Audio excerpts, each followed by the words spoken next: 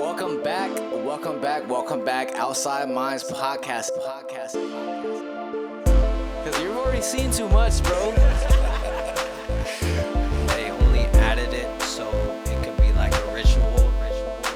They're saying there's these, the end of times, right? There's all these signs. Do you think we would know? Like, do you think the general public would know this game? Take a picture for $5. You have a purpose in life, and if you don't fulfill it, you will come back until you fulfill it. Welcome back to another episode of the Outside Minds podcast. I'm your host and creator, Stilo Free. This is your other host and creator, .420. And we got an amazing guest from the San Francisco area. His name is the Genie. He is a great live performer. I listened to his album called Time Being. It's great. I'm just going to swing it on over to him so he can let you guys know a little bit about himself and where you can find him.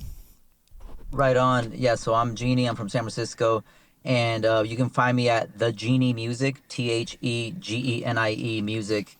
I say on IG, and that's also my website or on YouTube. So that's my main handle. Nice. But yeah, I'm a performer from San Francisco. Nice. Yeah, I want to talk a little bit more about your music and stuff like that because you sent me an article to check out. And the first thing I noticed about it was that I didn't even know Airbnb did anything other than what they do normally, Right. which is the whole stay most thing. Most people don't. Yeah. So they have this thing called an experience, and you host one of these. It's a 2-hour experience. Can you tell us a little bit about it?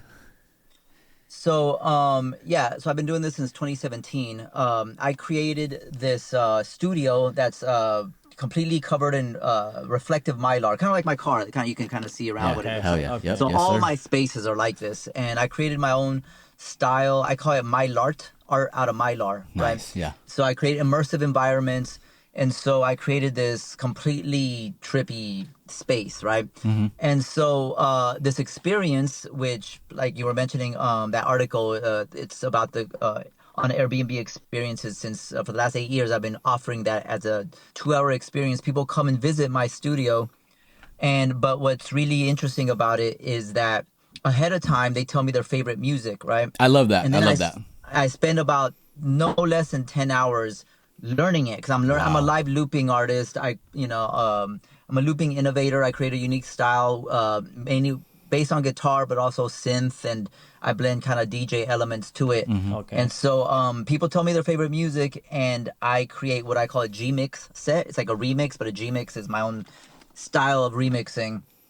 And so, it's a whole mega experience for me because before they got there, I already spent like a significant portion of my life like really going in, learning. I take it as an opportunity to learn music. Like it's, there's sometimes it's music I haven't even heard of, so I get to just dive deep into some new stuff. And it's people's favorite music, right? So it's going to be pretty cool, even if it's different tastes. It's always going to be like, at least like, if not completely awesome, like at least something different. I saw the Tears for Fears video you did. That everybody wants to rule the world. The cover I put on our story is such a good cover, man. It was great. Dope. Thank you. Yeah, as you pointed out, right? So there you saw what I did, right? I took the intro of The Weeknd. What was the song? Whatever that song by The Weeknd. Yep. And then I created on 3 loop pedals. It's like a canvas, right? Yeah. So since that song has 3 parts.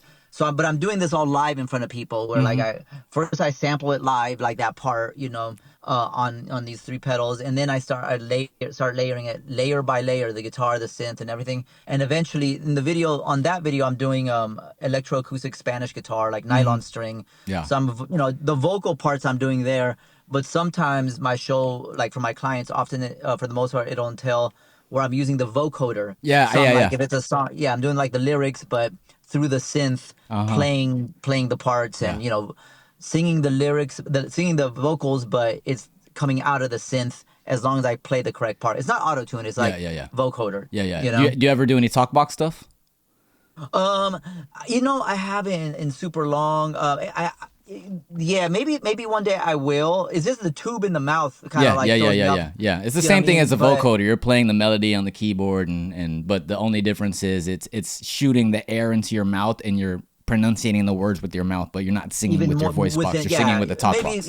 Perhaps soon. There each of these are a whole rabbit hole to go down, and like and I devote a lot of time to to creating all It these sounds great songs. what you're doing, man. I love it, dude. Thank you so much.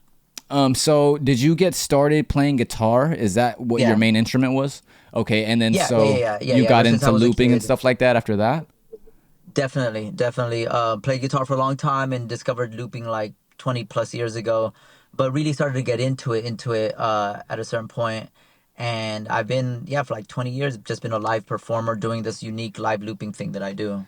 That's an amazing thing, man. 20 years supporting yourself, performing, dude. That's super amazing. I give it up to you.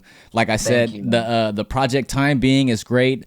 If you get a chance, check it out, everybody. Could you talk a little bit more about that? I know that you said it was kind of a long process getting that out. Can you tell us a little bit more behind creating that project? Yeah, so for about 5 years, I worked with this really amazing producer called Jasu, and we were once a week recording, creating. The whole idea was to amass, like albums and put together just work on music so I could release music. Obviously, what I do is a live experience, but of course, I was like, okay, I need an epic albums, right? So yeah, we recorded for many years. On that album that you mentioned on Time Being, there's like a dozen people on it. You know what I mean? Different vocalists. Killer Priest, from Wu Tang. Let's see, Zumbi from Zion and I, who R.I.P. Died a few years ago now. Yeah. And just Gifted Gab, who of course also since Yeah. passed away. And a bunch of artists from the Bay Area. Yeah. I have even more material that I haven't released. I'm about to release the follow-up to this one. It's called Infinite, and that has a bunch of artists from all over the Bay Area. Yeah. So yeah, it's Sick. been a big, long process. I recorded all this material, and I'm a one-person team trying to make this all happen. So, I took me many years to put it out finally as the album, the first installation of it. And it's one of those things where, because I'm always concentrating on my live performance, and I'm a installation artist in that I create whole installations. Yeah. Every time I perform, it's a whole installation that is like takes like hours to prepare and install, and you know what I'm saying, on top of the music and the performance. And as you've seen, I have outfits that I've had custom made that are all along the same lines, like crystal, reflective, all that. It was really refreshing to listen to your project because you can kind of tell the scope of who you are as a musician, and maybe even as a music listener, because it's very guitar centric. I can tell that you wrote a lot of the parts playing guitar and then built it around that, but also it goes from underground hip hop to reggae, and then I even heard a little bit of drum and bass influence in some of the drums and some of the tracks. So I love that it was kind of an amalgamation of music styles. Can you talk a little bit about that, because I feel like it kind of shows who you are as a musician, like I said. Absolutely. Yeah, there's a whole variety of genres. That was the idea of it. I was influenced a bit by like Thievery Corporation, where they would Nice. put out albums that had, that span, where some of it was like Brazilian, some was like reggae, some was hip hop, trip hop, dancey stuff. So it was a whole, but it all had a very unifying cohesion to it, like it was all cohesive. And yeah, I've been influenced by every style out there as a guitarist and as a music listener and lover, And so, yeah, that was the idea. And, a lot of these artists, I was kind of taking them out of their element and placing them in a adjacent genre. And then they shine even more in a way, or they get to like, oh, okay, cool. Like one song with Micah 9 from Freestyle Fellowship, and on kind of like an EDM dancey kind of beat, and he was singing, and it was just the whole thing, it was just it was a collaborative process, and I feel really good about it. It's one of those things where I really wish I could get it out to more ears and more people, because to me it's an epic project. That's kind of why I held on to it for so many years. I was like, okay, eventually I'll have a plan to really like launch this like the right way, get it, like what it deserves. But that just meant it took like many years. Finally, I was like, okay, let me just put it out and then figure it out. And so I mean, it's a great time to do that, because more and more people are seeing the illusion of what the music industry really is, as far as like who gets propped up and how you get these amazing artists that don't get as much support, and you gotta kind of find the good music nowadays, as opposed to listening to kind of what radio. they push, because what they push is kind of there's an agenda behind it. You know what I mean? And of the course. synchronicity about how we met is great, great because you're an amazing music artist, but we didn't meet through music. We met through, social media and talking about CIA conspiracies.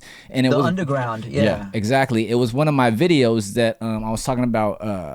I don't know if I made the video about people being uncomfortable or if it was the original video about Sexy Red being CIA. But That one. a lot of people get uncomfortable when you Yeah. bring that up because they're fed this certain narrative as They're from the streets. their they whole do life. this. It could be anything, you know what I'm saying? It could be any narrative that people are fed their whole life, and then when you rip the veil off of them and you kind of show them some truth, they get a little bit uncomfortable. Well, yeah, you know what I mean? They don't want to believe it, even if it's right there in front of their face. Yeah. Because it, like you said, it's uncomfortable. With that being said, I mean, you've been in the music industry for so long, or at least performing music. Was there a certain thing that led you to being to researching that kind of stuff? I mean, I've always been, pretty much always been really fascinated by the illusion, right? The illusion, the facade that, it's been many years that I've been researching. You could call it conspiracy, but it's a loaded term these days, right? Yeah. But still, I was always inquisitive about it, and being from the Bay Area, for instance, in that post about the Sexy Red being compromised and being kind of like a tool to spread a certain agenda and kind of like create culture, right? They know that there's already it's already known that the musicians, the performers, the artists, that people look up to them. They're like the main shapers of culture in a lot of ways. If you can get them on board, they can really, it's almost like they're agents of cultural creation, because people will, follow them. And so I went down the whole rabbit hole. I've been down many rabbit holes, but for instance, about Tupac, right? Being from the Bay Area, he's like a deity out here as far as like, or in general, right? Yeah. As far as being like how he was presented to the public, right? The one channel that I follow is called Industry Hoax, and he has like 25 videos, more like dozens and dozens of videos describing all sorts of facets of this, what's called a psyop. You know what I'm saying? Like, that it was just a creation, just like in a movie, right? He was an actor on top of that. So it was like in a movie, it's like, it's all scripted with directors and all that. It's his rise to, in Hollywood. And it's funny that you say that, because I believe when he was on trial for one of the things he was on trial for, that was one of his, I don't know if it was one of his defenses or one of his interviews that he was in. He was like, I'm not really this gangster that you hear in my music. You know what I'm saying? Like, this is all just, we're actors in this. Like, I think I've heard him say that before. So it's interesting that you say that, you know what I'm saying? Yeah. He was an actor, and like, if you look around and what are the chances that all of a sudden he's like in A-list movies, like, you know what I'm saying? Like, and from being, if you really do the research on the whole context, his background, his whole, and it's uncomfortable because most people don't want to believe that their heroes were compromised in a way that it could have been all an act. It could have been all like an agenda disguised as like,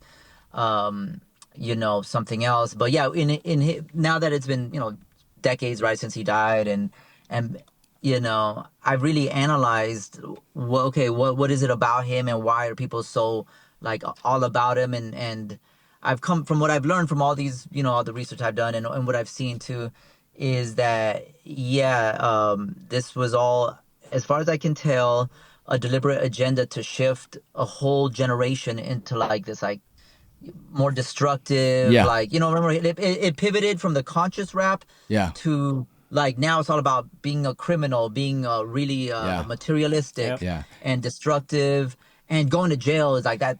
Going to jail is dope, like shooting cops, and it's like I don't buy that he shot cops, and that his whole family, and like that's like what his aunt did too, and like the whole thing. It's almost like it's like a script, and I truly believe that most of, if not all, everything we see in mainstream media is just a facade. It's direct. It's like in the movie Wag the Dog. I don't know if you ever saw this movie, but it's an old movie called I know what Wag it's the about. Dog. I know it's about. They're like faking a war in order to do a certain narrative or something like that. Exactly, but it's legit like green screen. It's like as fake as it was actors and with so it's, and of course that's gonna make people uncomfortable to imagine that like they're being lied to by those that they trust, what I mean, and hold up almost like a it's really I believe that it's very diabolical, very demonic agenda behind all this, if For not sure.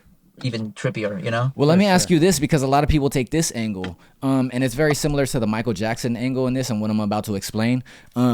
I feel like a lot of the times, and this could even be with Sexy Red too, that a lot of these people become these CIA assets or these CIA puppets without even knowing it.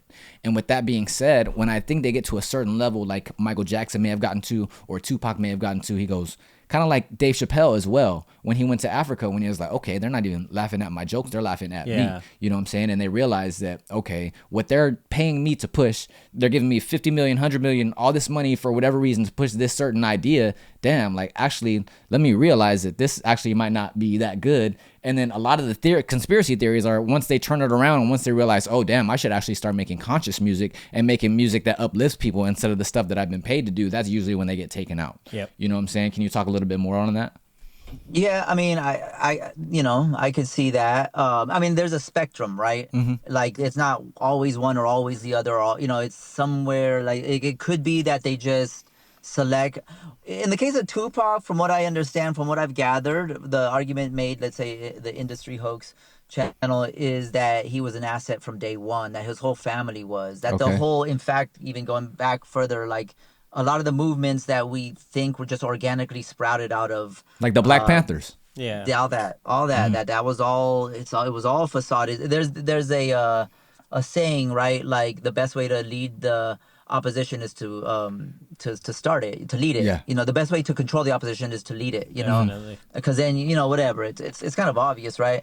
But in his case, when you start to look into a lot of aspects of his life and his family's life, there's just so many weird inconsistencies and things that don't really make sense. Like, right, his aunt is Asada Shakur, right? Tupac Shakur, his aunt was Asada Shakur, who was incarcerated for shooting cops, right? But then escaped to Cuba, from New Jersey, from a prison in New Jersey. Was like escaped prison and was a fugitive and then made it to Cuba. Like, this just sounds like implausible. You know what I'm saying? Like, sounds like an action movie or something. What's that? It sounds like an action movie or something. Will Smith. Yeah, totally. Like, in real life, like, and then come along Tupac, like her nephew, and now he's like, the chosen one, right? And he's fast track straight to like Hollywood A-list movies, but he's also like pushing the agenda and basically, I believe that it's very possible that there's the whole thug life persona, because it's clear that that's not that he was playing a role. And so that's. I mean, he went to Juilliard or something, didn't he? He was like Machiavelli too, right? He philosopher or something. Yeah, well, that's my angle, because that's when he went to jail, and then he read Machiavelli, the Italian philosopher, and that's when he was like, oh, Illuminati, 7-Day Theory, all this and that. So that's why it kind of makes me think like his eyes got open to actually what was going on, and then he tried to change around, and then that's when they took him out. You know what I'm saying? But when you talk about these infiltrations of these movements, it kind of gets into the uncomfortable idea that even MLK was a CIA asset. Do you know about that at all? Yeah. The Industry Hoax also talks about that, because it opens up the whole dialogue that could it be that this is a thing they do? Culture creation, and I know in the post that you where we connected, you were mentioning too that like the rock from like the 70s, 60s, 70s and all that in Laurel Canyon, right? A lot of this was straight up manufactured. All C.I.A. manufactured, right? Their family, like what Jim Morrison, his dad was like a naval officer, Department of Defense, all that stuff, and like, so that this is all like a psyop. It's all, they know that, I mean, music probably is the leading thing that's gonna like influence people, their actions, and basically they get to create the world by influencing everybody. You know what I mean? And because the humans are the ones taking it in and manifesting and generating. Music is a ritual. It's a ritual since way back when. What was that? Music is a ritual since way back when. So if you control it, you push the message. Absolutely. And now, with all the like Lil Nas X and all these where they're doing overtly like satanic rituals on stage, where it's like, it's like really hacky at this point, because they all do that. Like, why is that? And the average person, or I don't want to say, like, let's say a more normie minded person might say, oh, it's just for shock value, and but why is it so specifically this one thing always? It's Meaning, like, is it even shock value if it, or is it just an agenda at a certain point when it's like so much of it, like across the board? So of course, that's uncomfortable to imagine that the people that run the show are that bent on pushing this, like a dark demonic agenda. But everything points to that. How does that make you feel about doing music now yourself? And do you feel like because you've done this research and you've found these angles and the different ways that the masses have been manipulated by music, do you kind of feel like that gives you a little bit more of a responsibility to kind of put more uplifting kind of vibes in your music?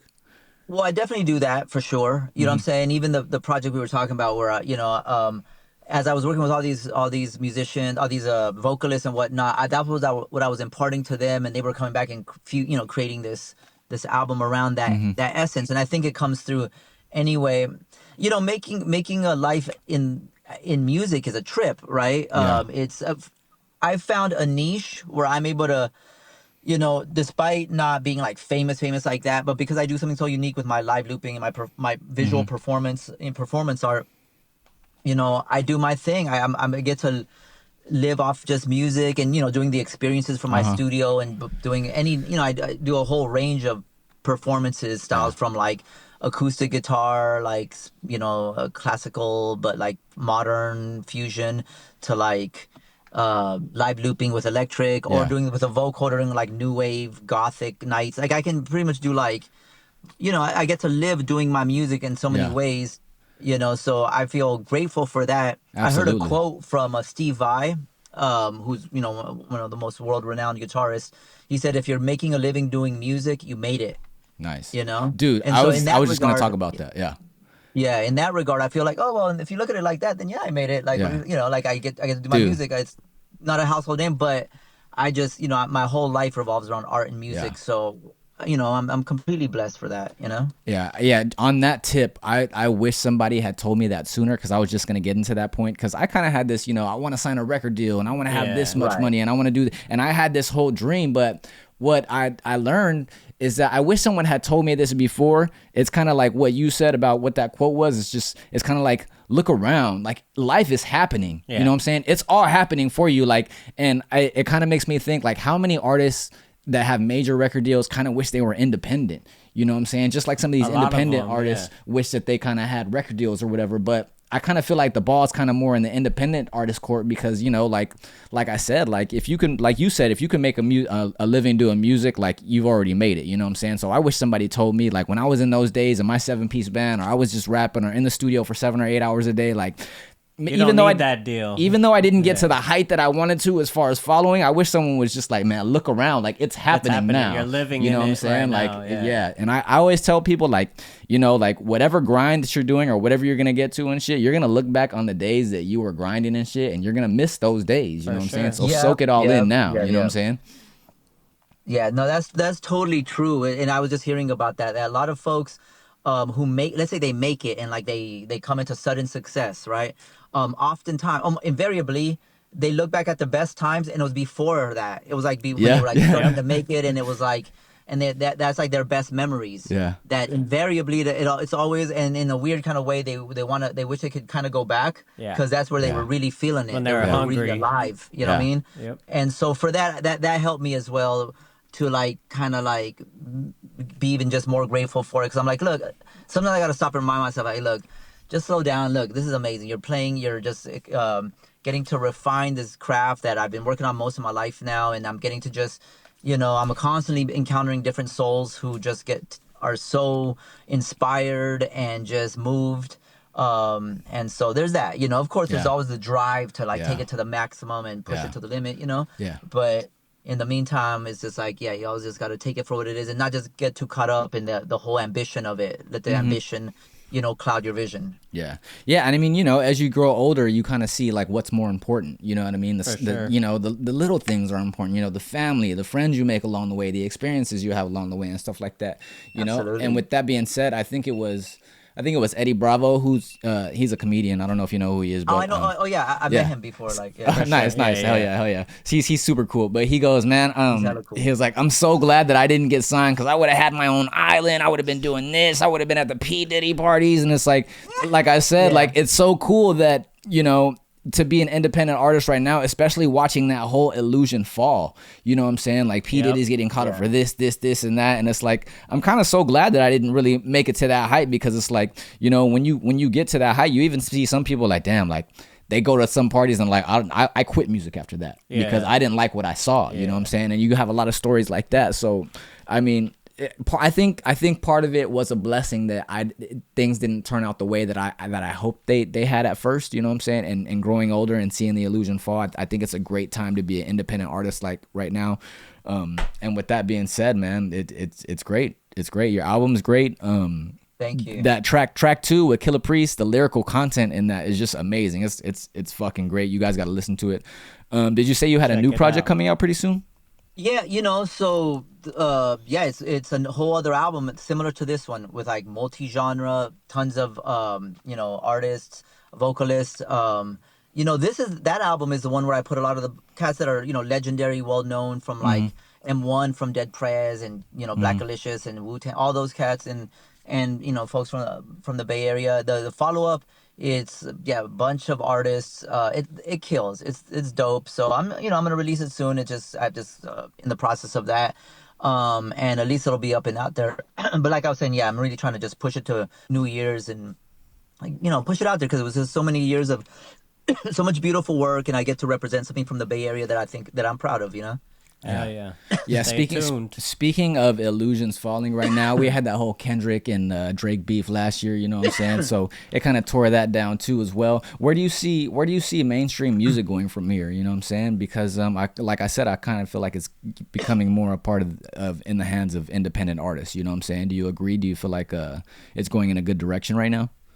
Well, I mean, a lot of mainstream music has been kind of like, it's taken a hit, it's the mystique is gone and it's been clouded by there's like a dark cloud over it with all, everything happening.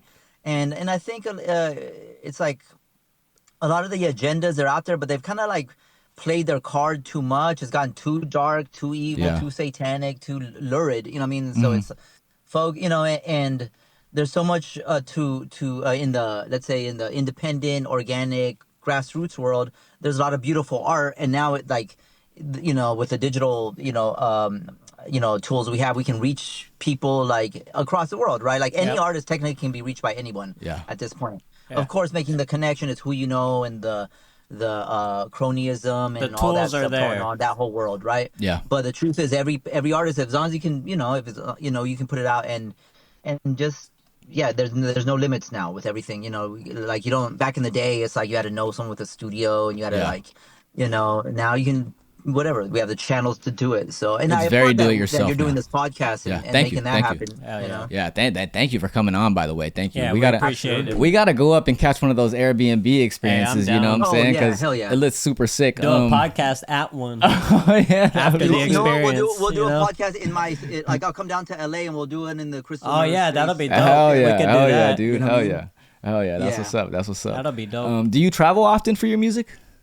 I mean, I have over the years, now that I have the Crystal Mirror space here, not as much as before, you know what I'm saying? I always like to, especially, but it's this studio keeps me here because I have clientele that comes to me. Yeah, it's home base, here. Yeah, but I mean, I always love bringing this elsewhere. I'm gonna go to Vegas later this month, like to play over there. A friend is bringing me out. Sick. But yeah, maybe I'll stop through LA since you guys are just a few hours from there. Oh, give us a shout, dude, for sure.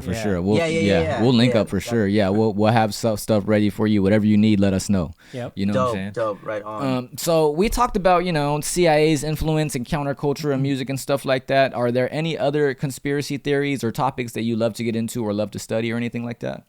I mean, all of them. You know what I'm saying? Whole rabbit hole. Like, all of them. I honestly don't lead with that, like, for my public. This is the kind of, again, I'm intrigued. Like, I'm constantly on top of it. To me, this is like, holy smoke. Like, this is real. Yeah. But, it's, and I like, there's different ways, like, that saying, different ways to skin a cat, whatever, right? But the point is that, like, so I do my thing with my music and my art, and I let it, just kind of through osmosis. It's just in the vibe, right? But for how much I research this stuff, like, I keep it kind of like to myself and in trusted sources through trusted channels. Let's say I'm like, okay, and that's why I really like being on this podcast, is because it's great to like converse whatever with like minds. Yeah, absolutely. Share this, because I'm in San Francisco, and honestly, bro, this is like the Matrix, where it's like SF. Like I grew up here, so I know how it was before tech, and like now it's really, most folks here are just, I mean, if they can afford to live in SF. Anyone who moved here in the last 20 years is because they work in tech or software engineers, startups, and all that. Yeah. So I'm in the midst of that in the whole. That's what runs this city, you know. So it's rare that I encounter folks that are outside thinking. You know what I'm saying? Absolutely. Yeah. With that being said, I did want to talk to you about your trip to Florida during 2020. I was listening to the Real Vibes podcast. Shout out to that guy, by the way. I don't know his name, but you can shout out his name or whatever. DJ Occult. DJ Occult. Yeah. We would love to do a swap cast with that guy. Whatever. If he wants to come on our podcast, we've been his or whatever. But I did hear you talk about going to Florida during 2020 and the stark difference between how the people responded during that time. Can you talk a little bit more about that? Absolutely. That was one of the most epic things in my recent memory was during lockdown. So San Francisco during lockdown was just off the hook. It was just the most extreme. People really took to it. Like it was on 1,000, the whole, the panic over it, the pandemonium, it was just, people just lost their mind. Same over here, and bro. So I was just completely in the wrong place, like alienated in the sense, and so I just got the urge to leave here, right? So I drove my car all the way to Miami for Art Basel, right? Which is I don't know if you've heard of Art Basel, but it's like the largest art like festival gathering in the United States, you could say, like with just countless galleries and art, whatever, just rooftop events and just all sorts of stuff, right? The whole city is just Art Basel, right? And when I got there, first of all, there was no fear there. There wasn't that whole pandemonium was non-existent there. Yeah. Which was like total. You can just imagine like a whole parallel universe where I was like, what are we talking about? Like people here are totally normal and aren't even stressing at all. And over there, people are like losing their mind. Like, restaurants shut down and everything. Dude, the freeways open the first time forever. I can take a 10-minute trip down 405 to Santa Monica. I was in essential workers, so I was loving going to work. Same. No I didn't ever stop working ever. Me neither. Yeah. Well, seeing that whole psyop made me just be like, okay, I'm out of here. So I went to Art Basel, and I was like, oh my God, imagine if I built a crystal mirror space here. Like, wow. And so, 2 months later, I just manifested it. I drove back, and this time I ended up staying for 4 months. The thing was, I didn't realize that lockdown was going to end and things would kind of go back to normal. Yeah. How it was pre that whole era. So I was like, I can't even be here if like I can never enter a place. That whole thing, you couldn't enter a building, or I couldn't perform. I was like, well, what am I supposed to do? I didn't realize it was just a test run and that they would go away and people would forget about it because they'd be told, okay, that's in the past. Now we're gonna worry about this other thing, right? Yeah. But I'm so grateful that all happened because it caused me to drive all the way to Miami. Really find a place that I just adored, like holy shit, as an artist and musician and just someone who's not here. I mean, San Francisco has really become a very specific kind of blue-pilled place, you know what I'm saying? Yeah. So anyway, being over there was amazing. I built a crystal mirror space there just like a magic of manifestation. Having that article I sent you, like that's kind of how I'm able to open doors sometimes and like, set it on like people like, hey, look what I do. And, it's look how it works out. So I created this space at a place called Esquina de Abuela in Miami. This amazing place, right? And like a lot of like Kodak Black and X Tentacion, all of them are from Miami. They've all done videos at this place because there's like all this. Hundreds of artists have gotten up and done epic art, like street art everywhere. Hell yeah. And so I went to them and was like, hey, look, this is what I create. And so he's like, cool, here's a room. If you want to clean it out, boom, it's yours to like create your thing. And I did. I had it was just a beautiful experience. It was just the next level. Yeah, it was so amazing. You guys gotta watch that. What episode is it? It was the Real Vibes podcast. Can you tell us what episode it was? Oh well, I don't know off the top of my head which number the episode was, but just the Genie on the DJ Occult.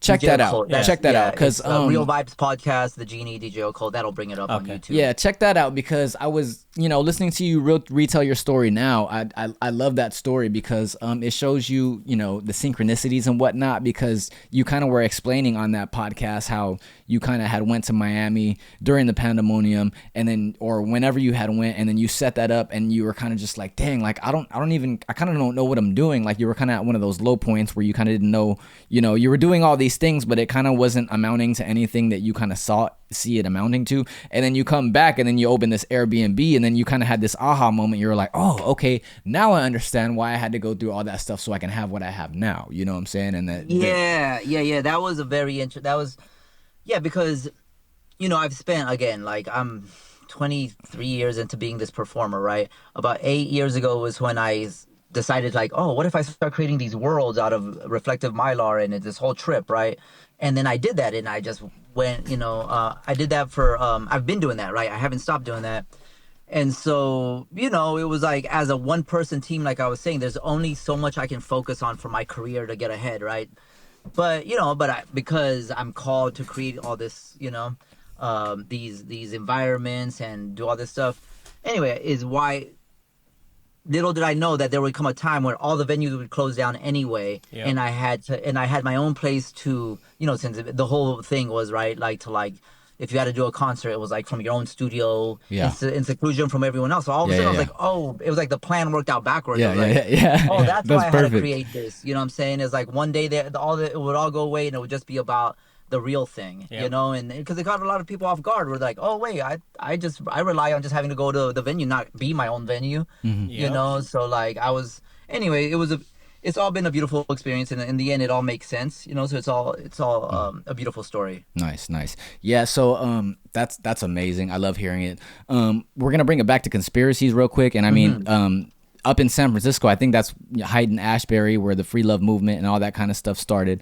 That was around the time where people were starting to get into LSD and dropping acid, which was coincidentally around the time, Grateful Dead and all that stuff, and Hank Harrison, and how they were just giving LSD to the masses, which coincided with the time that they were doing MK Ultra and trying to figure out how to use mind control with LSD and stuff like that. Leary. Do you know about any of that stuff at all? Absolutely, especially because Grateful Dead is from San Francisco, right? That's something that I've definitely delved into. They were called, before they were called Grateful Dead, they were called the Warlocks. Oh. Okay, so it's like that was their original name, was the Warlocks. Okay. So if you just follow these little clues, and if you're really into it, the thing is, most people aren't gonna dive deep. They're just gonna be it's like herd mentality, right? Like groupthink. Yeah, everyone's like, oh, that's the thing to like, so everyone just follows on board, jumps on board. And most folks, it's almost like weaponized laziness, where folks aren't gonna go the extra mile to research what it is. They're just like, just, if everyone's doing it, I'll do it. You know what I'm saying? Yeah. So here, I just gotta stop that call. It's I feel like it was all contrived, because suddenly it's like out in the open that at the Grateful Dead concerts, that LSD was just like everywhere, and even Carlos Santana talks about it, like on regular mainstream outlet, like channel interviews, where he'd be like, oh yeah, in my time, and Jerry would give me LSD, and I played at Woodstock because Jerry got me.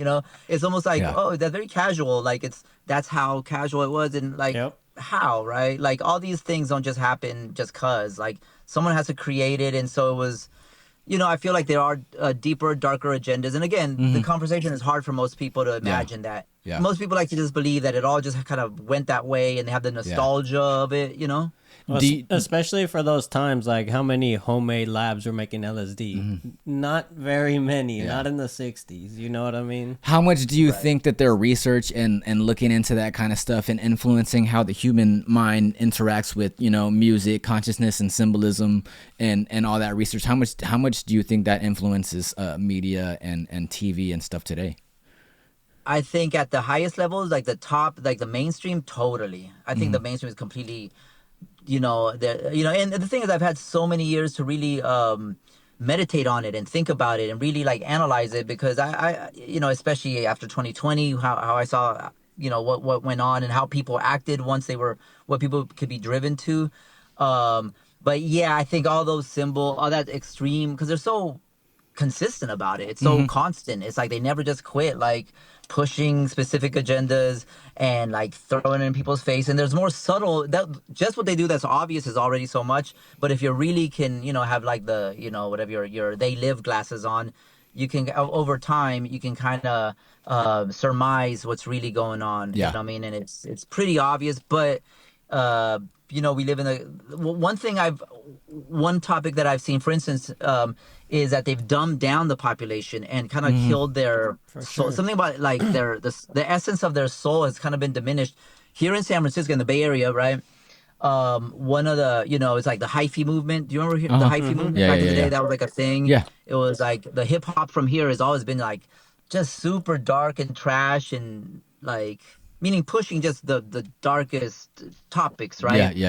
And ever since Mac Dre or whatever, one of the like the generational mantra is go dumb, go stupid, get retarded. Like literally, that's like Yeah. that's like its tagline is Yeah. go stupid. Yeah, and on the get surface dumb. And it's level, like, on the surface level, people just think it's it means it's- this, but yeah. you're really all saying fun the and real games. word. It's Like, very layered. It's very layered in the way Yeah. it but speaks it's like to you.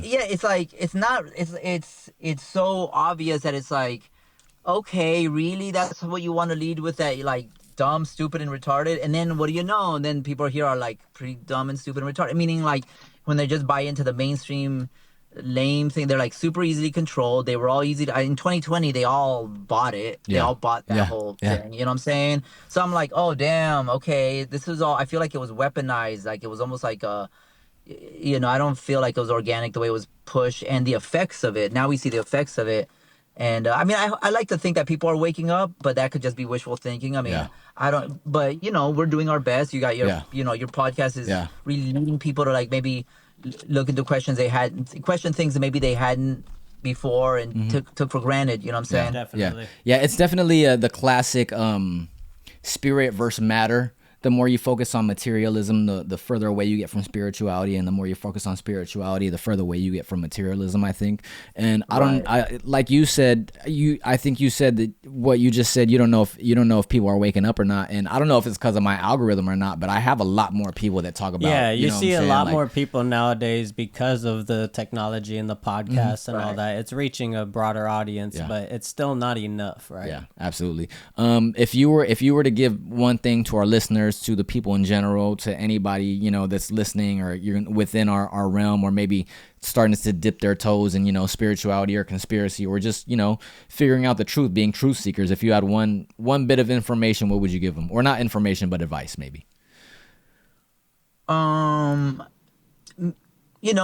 would say to just always just stay grounded. Is to not, because a lot of this stuff, it's almost like a game, right? And you just got to keep your cool. It's like an old commercial back in the day. It used to be like, it was like an old deodorant commercial. That used to be like, never let them see you sweat. You know what I mean? Yeah. Just, you know what I'm saying? Absolutely. It's like you all just got to keep grounded Yeah. and keep it cool, because it's almost like, because if you can't, then you lose the game anyway. Yeah, you know what I'm exactly, saying? exactly. So you got to play cool, because a lot of this stuff, it can be daunting, but not to just get too caught up in it, but because there's a way, there's like a, it's like a dance, There's right? a You don't wanna feel balance. awkward, you want to be smooth with it, you know what I mean? Yeah. There's an art to it, you know Yeah. what I'm saying? There's an art to it, so you want to be the artist. I always tell people, man, you got to enjoy it. You know what I'm saying? Even when it comes Exactly. down to like, chasing like a career, or I want to get this money, or I want to get this record deal, or I want to get 100,000, you know what I'm saying? Like, you could work. If you don't look around and realize life is happening right now, and shit, enjoy it. If you're not enjoying it right now, you know what I'm saying? You're pretty much losing the battle, you know what I'm saying? I get grinding and hard and working hard and doing that and working hard to get something and enjoying that, because I've done that 100 times over, you know what I'm saying? But I've also been learning to not forget to Give yourself a break. Give yourself a break and be present, you know what I'm saying? Yeah, don't get caught up. There's a lot of traps, like booby traps. It's almost like psychic booby traps all over the place. Yeah. And so there's an art to avoiding those, Yeah. What do you do to stay grounded? I mean, honestly, like I create these worlds. I'm always finding somewhere to like create this. This is like my version of this, is like my graffiti or whatever. You know what I'm saying? Yeah. It's like creating this reflective. It's like a reflection therapy is what I call it, because you enter a room, it's all reflection, so you have no choice but to reflect. And then that leads to a broader kind of like psychic, spiritual, mental, psychological exercise. Reflection, right? Absolutely. So yeah, the music, of course. I mean, there's the music I play. Most of the time I'm playing, no one else is there, and I'm just playing, by myself, because it's like, I'm working on music, or I'm preparing for a client or an upcoming gig. Like I'm a legit full-time performer where in a city like San Francisco, where it's it's premised on tech and that world, it really is a labor of love because it's not a musical center like it was in the previous generation. It's not like a music place in the sense that like this isn't where music careers flourish like that. Yeah. Nevertheless, I've been able to create my own thing and live off of it and kind of like my own symbiosis. You know what I'm saying? Yeah. Here in the context of this city. Absolutely. You know what I'm saying? Yeah. But yeah, music's been my savior. Music and art. Yeah, congratulations. I'm so happy you've been able to do that. Is there anybody that you're very inspired by right now? Any artists, old or new? Oh man, I mean, I'm always taking in so many. Look, so every time one of my clients comes and is like, okay, here's the artists and here's all the music and albums and genres, it's almost like method acting where I have to dive into it so hardcore. Yeah. So I'm like, yeah.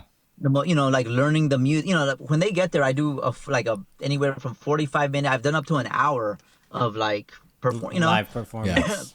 So, oh gosh, I'm inspired by so much, and there's so much music out there now too. You know what I'm saying? So many different genres, so many different artists, from known to unknown to like semi. Yep. And then because of the algorithm too, like I'm being introduced to artists every day. It's like a whole slew of new artists. Like, oh, this one's good. Oh, who's this? And oh, who's that? Yeah. So that's kind of change. Back in the day, right? There was like more limited amount of artists out there that it most, but now it's pretty infinite. Nothing comes to mind right now, just because I mean, there's just so much. It's kind of like if you go to a ice cream shop and they have like. If they have 4 flavors, it's easy to make. Like, okay, chocolate. But if they have 40 flavors, you're like, oh, wait, okay, well, give me a second. Well, let me start from this. Baskin Robbins. And as soon as you start to zero in on one, all the other ones start to sound good too. You know what I'm saying? Yeah, you know what I'm saying? So there's just so much. I mean, it's a trip. I love music. And even a lot of the music that's compromised, that is like, oh, this artist was probably like... I still look at it. I can strip it away. Like if someone said, lately I went on this whole, there's this other researcher named, I think it's Mike Williams. He does how the Beatles, C.I.A. I've gone down I've watched like a dozen of his interviews where he's written a whole book about like how the whole Beatles was like fabricated by the Tavistock, and that it was all the British invasion, that it was all contrived, and even the music was like written by whole committees of session players and session composers. Oh wow! And then the actual I believe it. Them for was that? I believe it. It was it was almost like they were a cover band of their own songs, kind of. Yeah. Well, you know what really like what I cued in on, hearing hours and hours of his research, is there was one contingent of session players called the Wrecking Crew, right, in LA, who did a lot of the West Coast, like the bands that were like coming out. Oh, I think that was Dr. Dre in that too.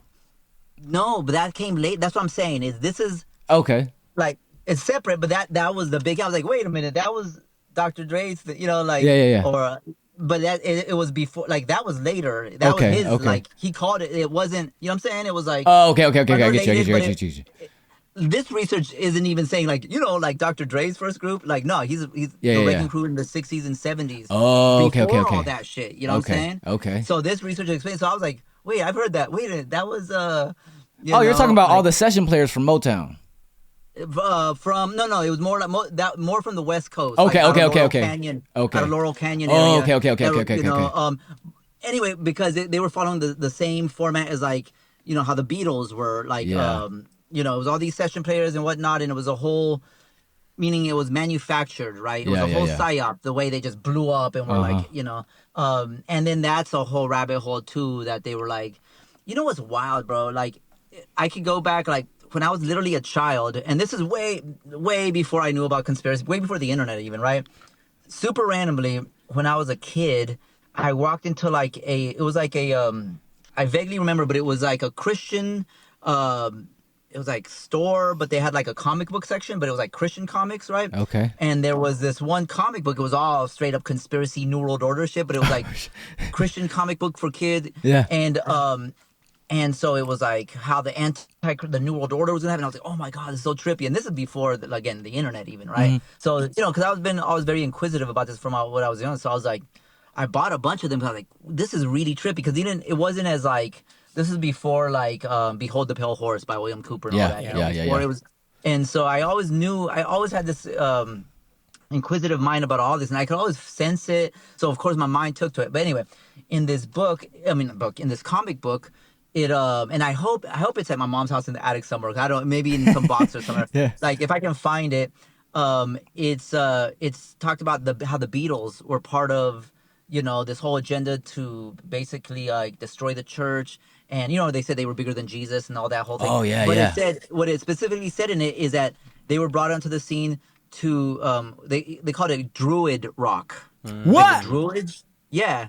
You know what I'm saying? And that always stuck in my head since I was a kid. I was like, I was like, oh, trippy, wow, okay, druid rock. And then now hearing the research of Mike Williams where he's talking about, the whole psyop of it, and Aleister Crowley on the cover of the albums and all that, and that it was all like magic, like kind of like ritual magic. Yeah.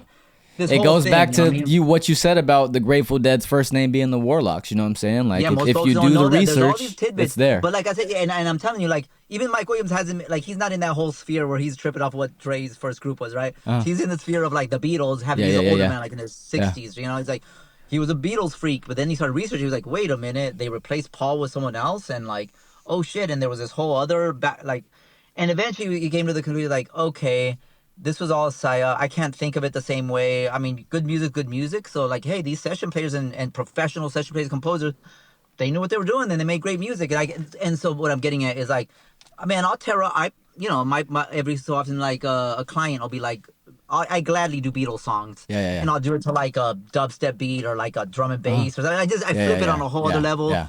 And I enjoy the hell out of it. And it's magical and beautiful. And it's almost like alchemy, right? I can strip away the whole whatever. I get it that there's all this like dark occult, that agenda behind it, but I just take the music for what it is, and I create it in a new, unique way, kind of like you heard the Tears for Fears. Everybody wants to rule the world. I'm translating it now to like a Beat by the Weekend with like electroacoustic Spanish guitar. And representing it like whatever, it's like my version of alchemy, musical alchemy. I always tell people I enjoy the stuff because it's almost like you going to like a car salesman that lies. Like if the lie is there, if the other narrative is there, you can kind of rise above it and enjoy it for what it's supposed to be. It is. As opposed to being influenced by it. But before we wrap up, I want to ask you, do you think they replaced Paul McCartney personally? Yeah, definitely. Like again, I'm like it's my own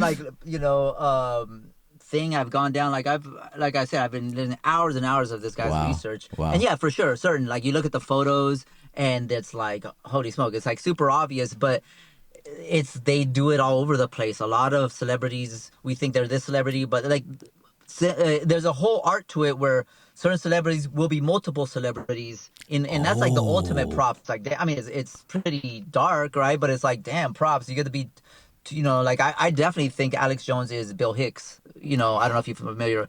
I've seen that. I've seen that conspiracy theory. That's so crazy. It's interesting. Well, you know what's crazy, dog, is that like I'm so open to conspiracy, right? And that was the only conspiracy that when I first heard it, and I can't think of many, like probably just that one where I was like, nah, that's too crazy. I was like, because I had been listening, I had been influenced because of course he was the go-to if you were into like conspiracy and blah blah and the 2000, the whatever 2001 thing and all that.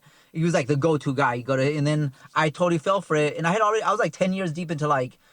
And so it almost becomes like a cult, and you don't realize you're kind of entered a cult, so a lot of this is cult programming where it's like, oh, like you cherish artists like they're a deity, all that, and, or these truths, it was almost like practically mainstream, Alex Jones, right? So when someone told me that, I was like, no, that's too crazy. I don't buy it. That's ridiculous, right? And I started looking into it, and I was like, and that was like really, I was like, wow, it was kind of humbling. I was like, oh damn, it's true. If you listen to if you listen to Bill Hicks' comedy, he dives into conspiracies a lot and the government and how they operate. So he was the perfect go-to. Well, that was the thing is yeah, of course, that was like why he was like known. He was very known for being that kind of like. And it's almost like a grift where you can kind of like artists can kind of ride that. They know that that's very marketable, right? But then he died like in his early 30s of supposedly pancreatic cancer, right? That's supposed, right? And then Alex Jones comes on the scene, and they Yeah. just happen to be doppelgangers. And now, basically, he segued into like, and it's I don't, of course I can only speculate why and how and what the deal was. You know what I'm saying? Was it like, but I'm definitely fully convinced of that one. So that one made me realize like, okay, this is happening. This is a thing they do, Yeah. but they know that the masses are just so like easy to manipulate, easy to Easily control, programmed. easy to just influence. You know? Yeah, absolutely. Well, man, thank you for so much for being patient with all the technical difficulties, and thank it's you all for good. coming My on the podcast, man. Once we set it up to go up to San Francisco, or you come down to LA, just give us a call, whatever you need. We got you. Absolutely. You know what I'm saying? Maybe we'll set you up right here to do an experience for us. We'll get you paid out and everything. We'll open up a budget. We'll do all that. You know what I'm saying? Let's do it. Thank you for coming on the show. Is there anything you want to tell the listeners before we wrap up? Just thank you for having me. I applaud you for what you're doing, and Thank this you. has been I was really looking forward to this. Yeah, I'm thank really you. glad I appreciate to just share that. with Thank like you. minds and talk about important stuff. You know, what I Yeah. mean, that I think is very, it's significant. You know, what I'm saying, I think this is Absolutely. a conversation that has to be had, and Yeah. I applaud you for putting together this whole, podcast, and we're able to like dive into these topics. You know. Yeah, thank you, bro. And Appreciate where that. can people find you if they want to follow you? Well, let's see. My website is The Genie Music, but also that's my handle too on IG. It's The Genie Music, and my YouTube. And yeah, just hit me up there, Crystal Mirror Space, right? As well. Awesome. And so yeah, just hit me up there. Perfect. Well, thank you again, man. I am Stilo Free. This is Dot 420. This Yep. is the Outside Minds podcast. Thank you for tuning in, and we out.